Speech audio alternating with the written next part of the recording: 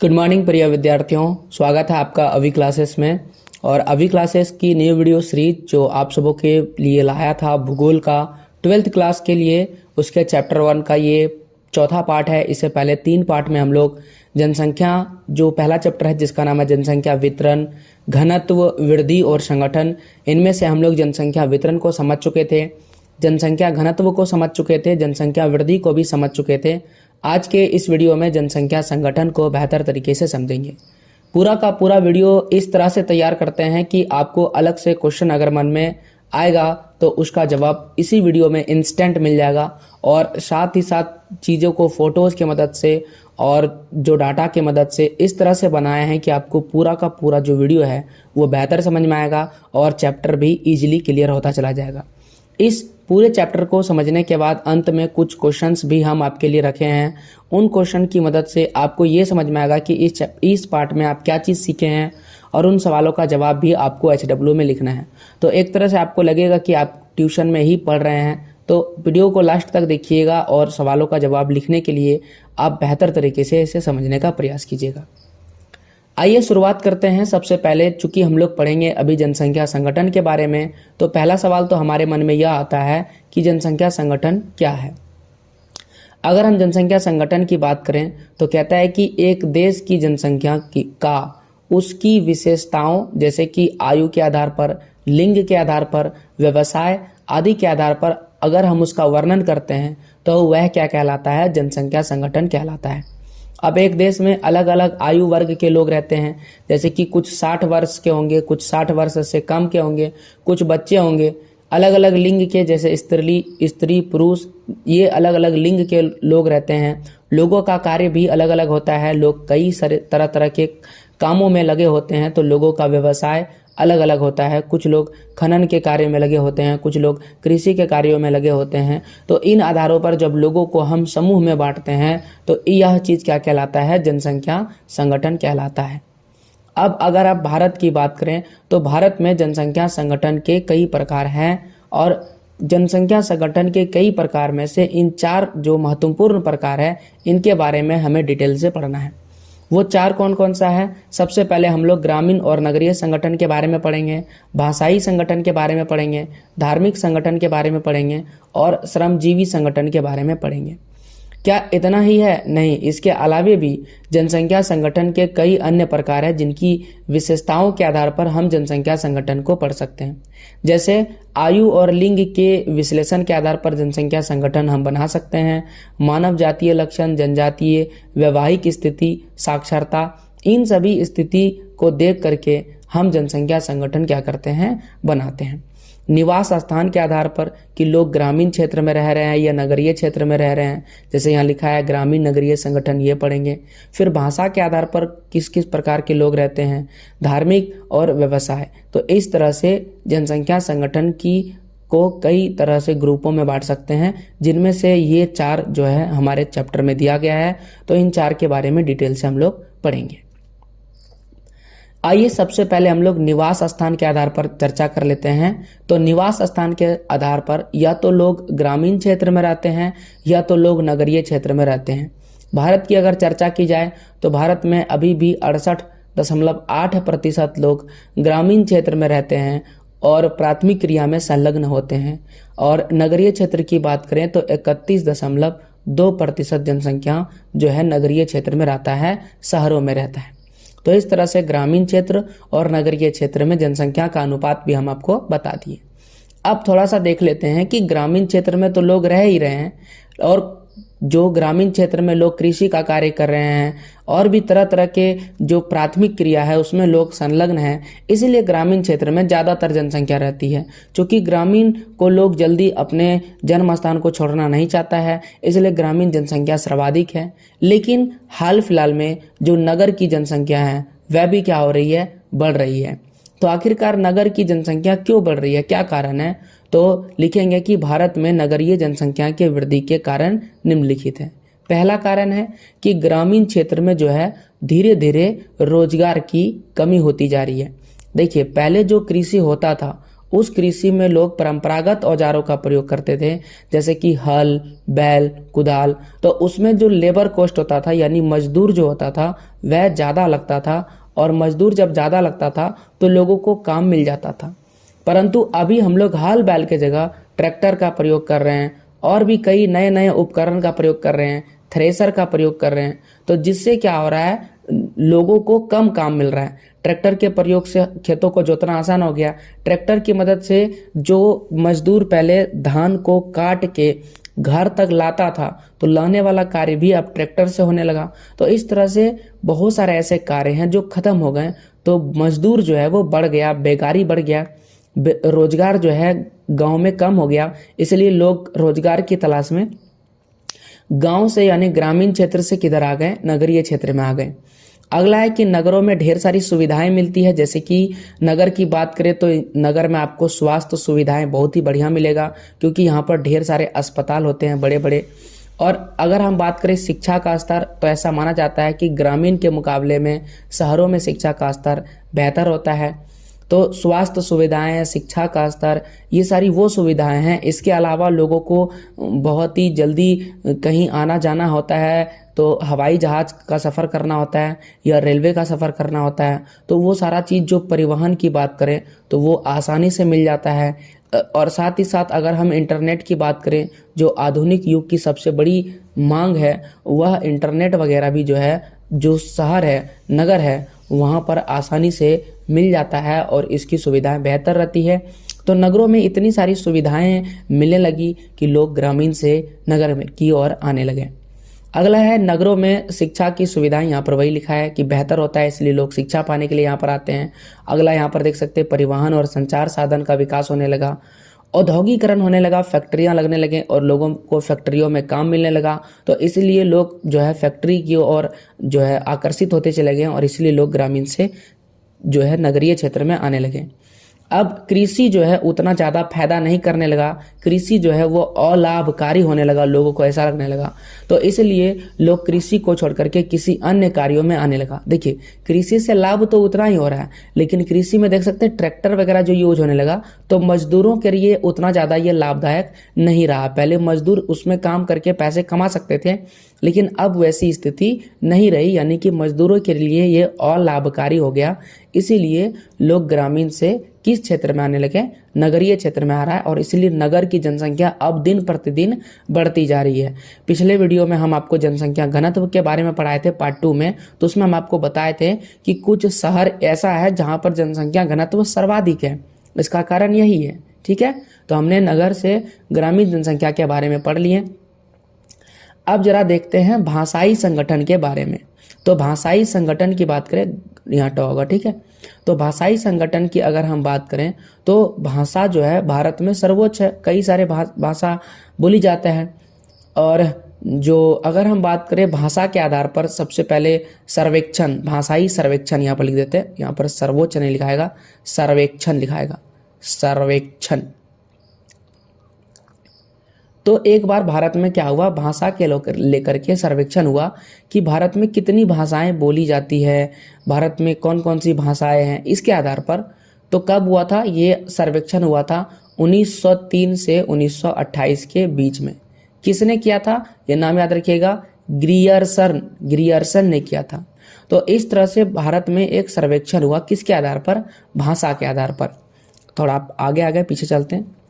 तो इस भाषा का सर्वेक्षण जब हुआ तो उस समय देखा गया कि भारत में लगभग 179 भाषाएं हैं, मतलब 179, ठीक है, 79-80 है, 79-79 होता है। तो 179 भाषा भारत में बोला जा रहा है। अब इसके अलावा भारत में कई सारी बोलियां भी है, तो उस डाटा में पता चला लगभग 544 जो है भारत में बोलियां बोली जाती है। बोलियों और भाषा जो है थोड़ा सा डिफरेंट होता है, और इस तरह से भाषा और बोली देखा जाए तो भारत में कई सारी भाषाएं हैं और कई सारी बोलियां हैं। अब इतने सारे भाषा और इतने सारे बोली बोलने वाले लोगों को कई सारे ग्रुपों में हम लोग क्या कर सकते हैं, बांट सकते हैं। तो जैसे कि यहाँ पर देख सकते हैं परिवार लिखा हुआ है। आस्ट्रिक को ही निषाद कहा जाता था।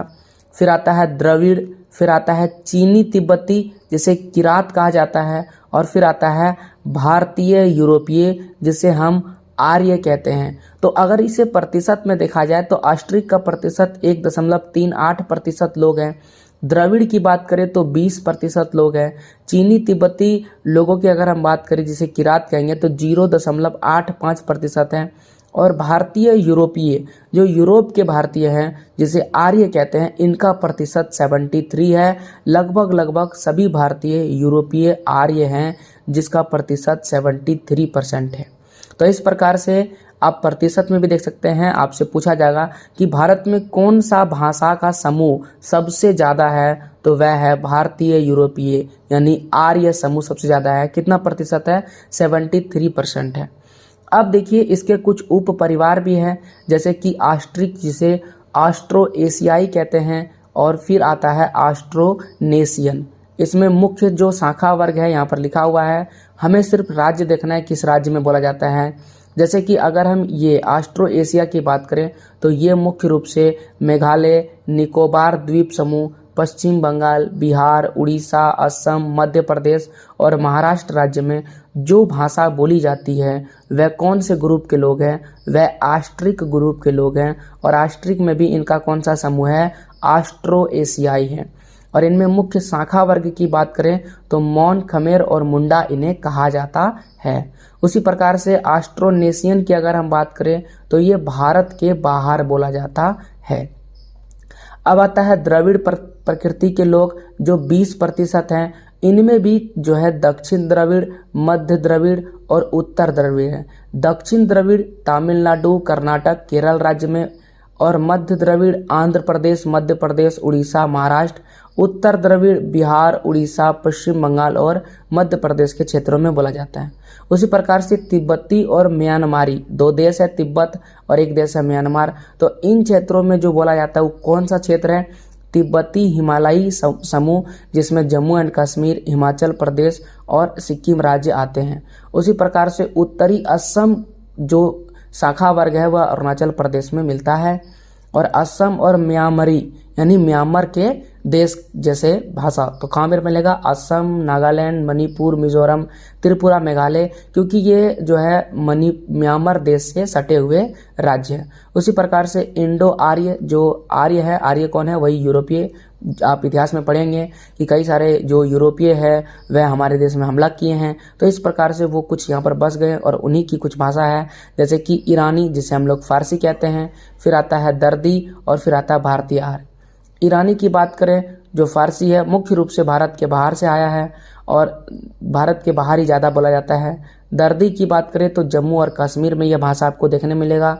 और भारतीय आर्य सबसे ज़्यादा जम्मू कश्मीर, पंजाब, हिमाचल प्रदेश, उत्तर प्रदेश, राजस्थान, हरियाणा, मध्य प्रदेश, बिहार, उड़ीसा, पश्चिम बंगाल, असम, गुजरात, महाराष्ट्र और गोवा राज्य में देखने को मिलेगा। तो ये एक कुछ डाटा है, ठीक है। और ये कब आया था? 1999 का डाटा है और अहमद द्वारा इसे जारी किया गया था। तो हमने देख लिया भाषा के आधार पर भारत में किस किस प्रकार के जो है चीज़ें हैं। जैसा कि हम आपको डाटा बताएं कि भारत में कुल मिलाकर के 179 भाषा बोला जाता है और 544 बोलियां हैं।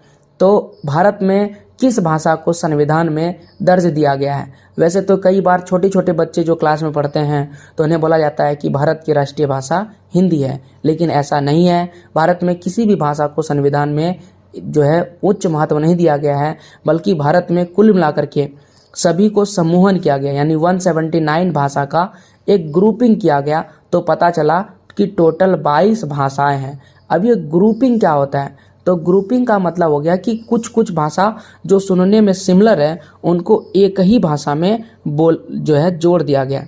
ओके, तो इस प्रकार से जो है 22 भाषाएं निकल के आई और इन 22 भाषाओं को हमारे भारत के संविधान में दर्ज किया गया है। याद रखिएगा 22 भाषा को किस अनुसूची में?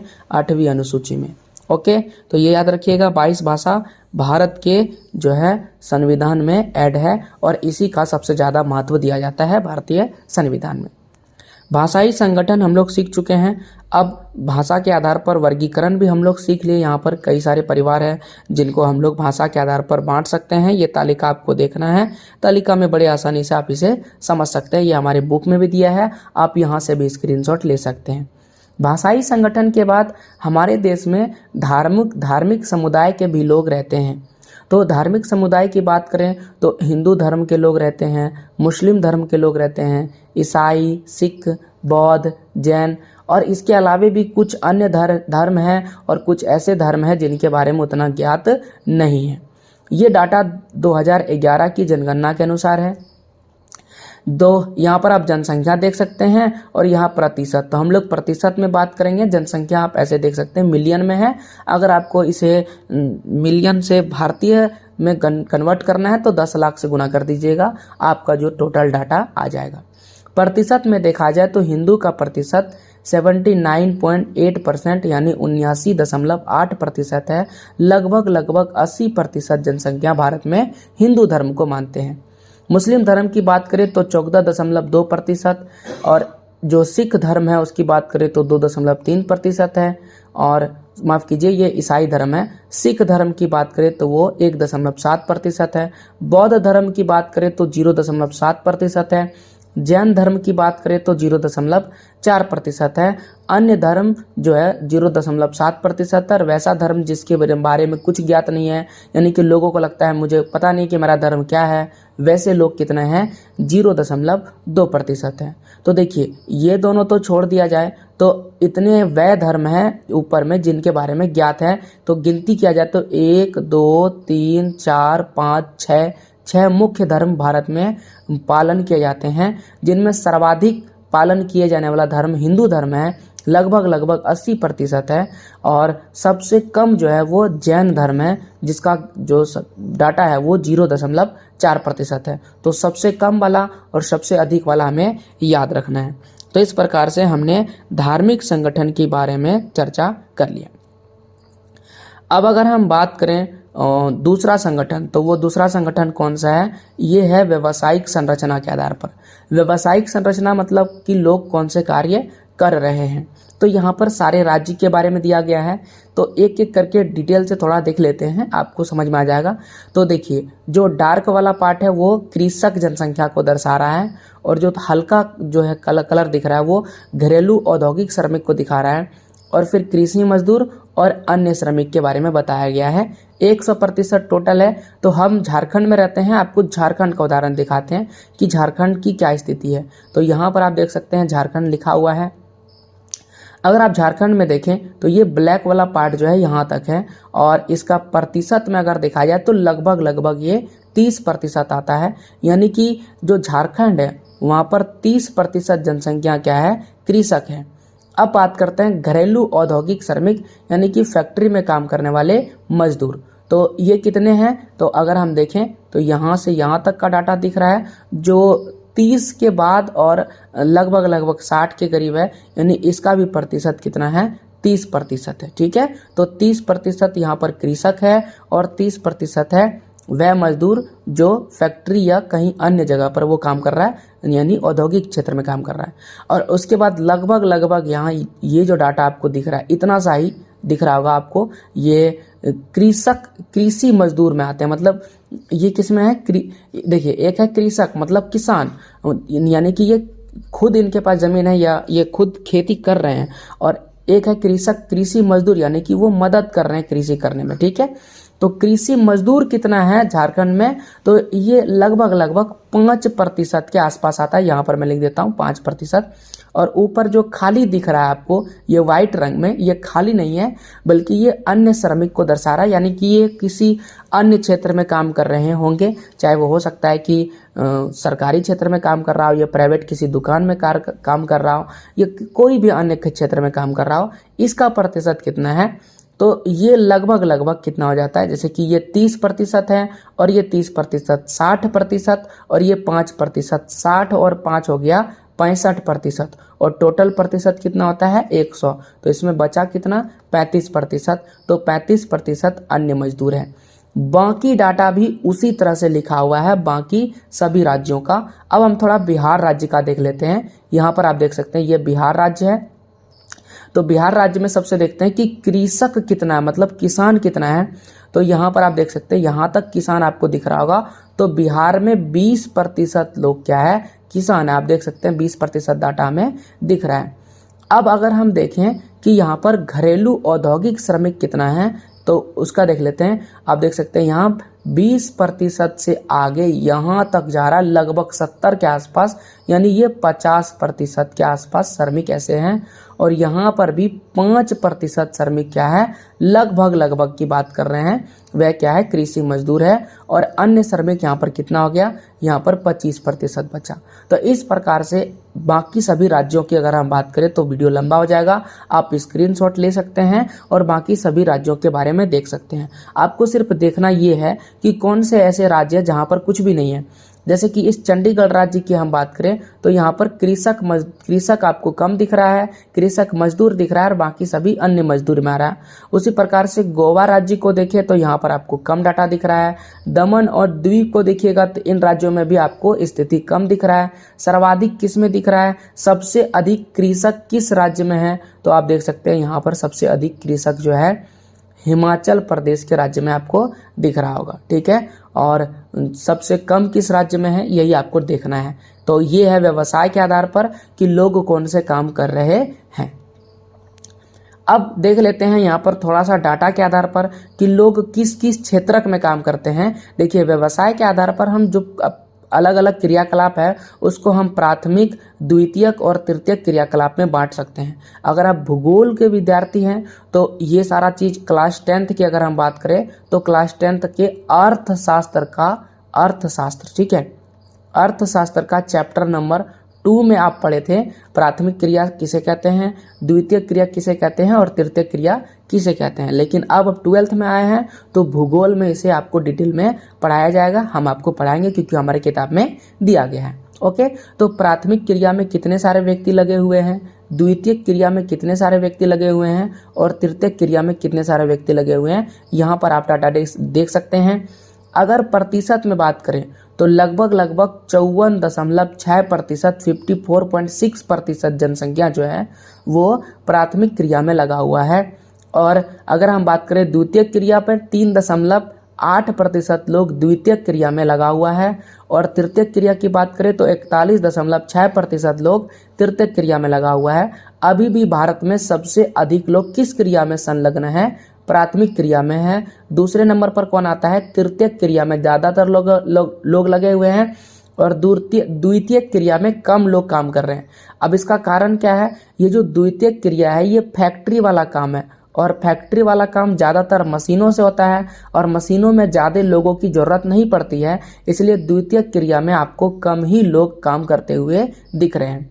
अब इनमें में भी पुरुष और स्त्री का अनुपात अगर आप देखें तो देख सकते हैं टोटल व्यक्ति कितना है। अगर यहाँ पर देखा जाए तो इकाई, दहाई, सैकड़ा, हजार, 10,000, लाख, 10 लाख, करोड़, 10 करोड़, तो लगभग 26 करोड़ 30 लाख जनसंख्या जो है प्राथमिक क्रिया में लगा हुआ है, जिसमें से जो 16 करोड़ जनसंख्या है वो पुरुष है और 9 करोड़ कुछ लाख जनसंख्या जो है लगभग स्त्री है, 75 लाख, जिसमें 16 करोड़ 54 लाख पुरुष है। तो आप देख सकते हैं कि प्राथमिक क्रिया में पुरुष का अनुपात अधिक है और स्त्री का क्या है, कम है।